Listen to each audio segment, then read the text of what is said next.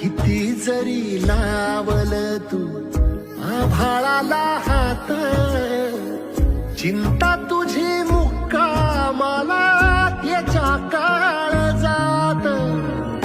वाचतेच्या डोळ्यातली कधी कासावेशी, तुझ्या पायी राबानवी हाय त्याचे खुशीर, हाय त्याचे खुशी.